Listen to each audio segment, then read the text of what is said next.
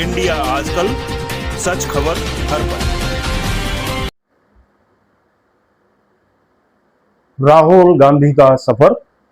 जननायक राहुल गांधी को 56वें जन्मदिन की बहुत बहुत शुभकामनाएं। Happy 56 birthday to Rahul Gandhi. 19 June 2026 तारीख गवाह है एक ऐसे नेता के 56वें जन्मदिन की जिसने भारत की राजनीति के इतिहास में संघर्ष की सबसे अनोखी और साहसी दास्तान लिखी। 2 दशक से ज्यादा का राजनीतिक सफर, एक ऐसा जननायक जिसे विरोधियों ने डिग्रेड करने की हर मुमकिन कोशिश की, लेकिन वो हर बार राख से उठने वाले फिनिक्स पंछी की तरह उठ खड़ा हुआ।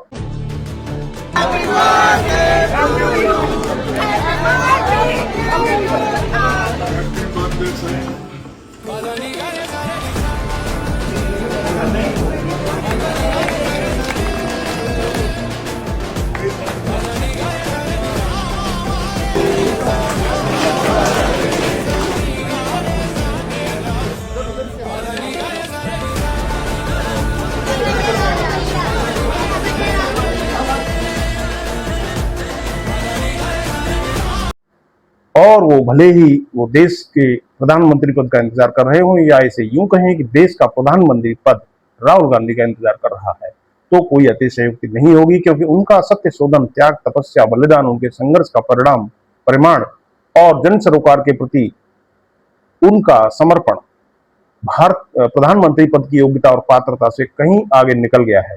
लेकिन लोकसभा में विपक्ष के नेता, लीडर ऑफ अपोजिशन के तौर पर उनकी चमक आज पूरी दुनिया देख रही है। शुरुआत 2004 में अमेठी के पारिवारिक गढ़ से हुई, फिर आया 2011 का भट्टा पारसोल आंदोलन, जहां किसानों के हक के लिए इस नेता ने पहली बार किसानों के जमीन के मुद्दे पर अपनी गिरफ्तारी दी। लेकिन राजनीति का रास्ता सीधा नहीं था। 2014 और 2019 की चुनावी हार ने जब कांग्रेस को हिलाकर रख दिया, तो पूरी व्यवस्था इस नेता की छवि बिगाड़ने में जुट गई। ट्रोल आर्मी ने उन्हें पप्पू कहा। कोर्ट के रास्ते 2023 में संसद की सदस्यता छीन ली गई, लेकिन जो जननायक होता है उसे दीवारों में कैद नहीं किया जा सकता, यह साबित हो गया। सितंबर 2022 कन्याकुमारी से कश्मीर तक 4000 किलोमीटर की ऐतिहासिक भारत जोड़ो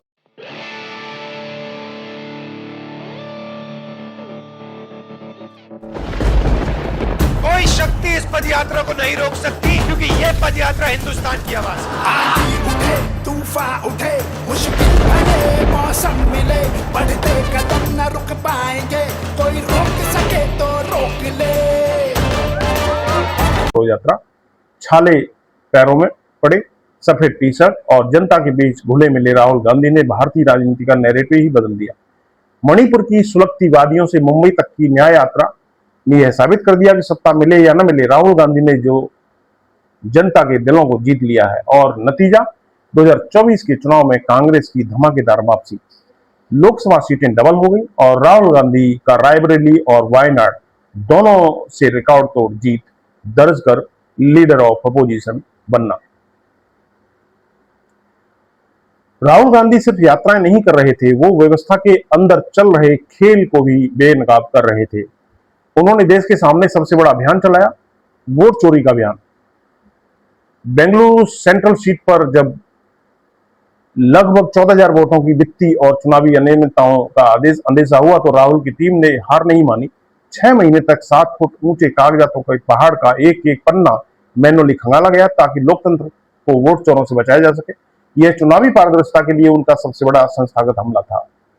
इतना ही नहीं, राहुल गांधी ने हमेशा क्रोनी कैपिटलिज्म के खिलाफ मोर्चा संभाला है। मेक इन इंडिया को मेक इन अडानी अंबानी कहना हो, या राफेल डील में अनिल अंबानी को मिले फायदे पर चौकीदार चोर है का नारा देना हो, समय ने उनके हर आरोप पर मुहर लगाई।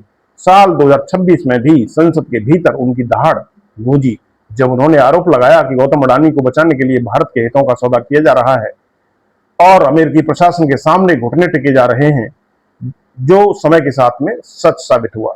इतिहास गवाह है कि राहुल गांधी की जिन भविष्यवाणियों को कभी चुनावी बयानबाजी कहकर खारिज किया गया, समय ने उन्हें सच साबित किया, जैसे कि कंप्रोमाइज्ड प्रधानमंत्री।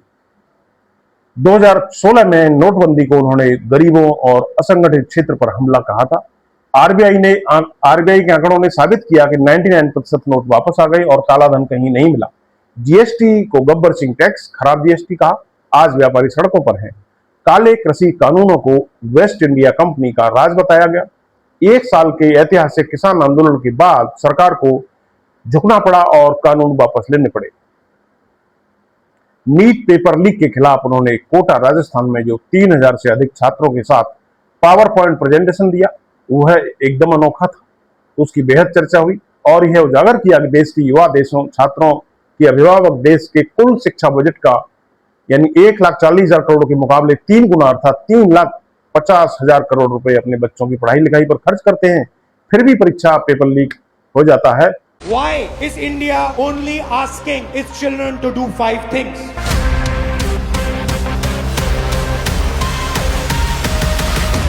The answer to that question is money. System के पैसे सिर्फ इन 5 रास्तों से बनते हैं। 5 सबसे बड़े exam, SSC, UPSC, RRB, JEE, NEET. पैसा देखिए इन 5 एग्जाम्स का 3.5 लाख करोड़ रुपया।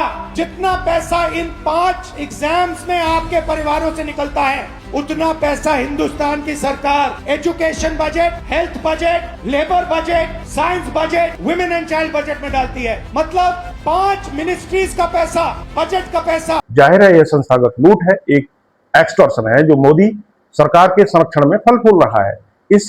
इससे उन्होंने देश के युवाओं का दिल जीत लिया।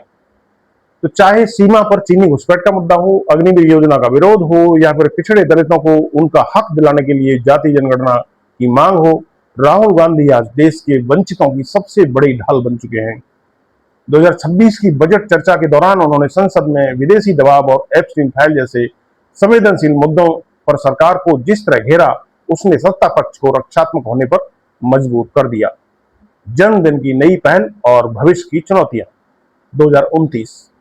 लेकिन यह नेता सिर्फ संसद में ही नहीं लड़ता, उनके 56वें जन्मदिन पर भी राजनीति का एक अलग ही रंग देखने को मिला।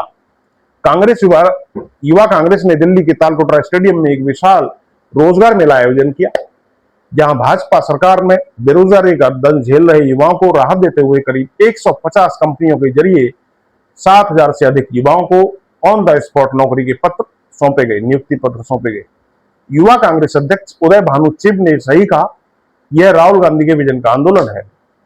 2 दशकों का यह सफर सिखाता है कि हार कभी किसी को तोड़ नहीं सकती।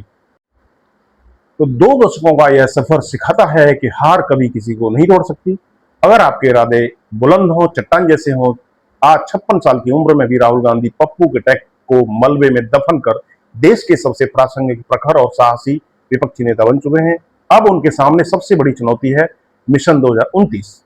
देखना होगा कि जनता के मुद्दों को अपना हथियार बनाने वाला यह जननायक देश की सत्ता के शिखर तक सफर कैसे तय करता है, यह देखने वाली बात होगी। तो जननायक राहुल गांधी को 56वें जन्मदिन पर बहुत बहुत शुभकामनाएं। नमस्कार।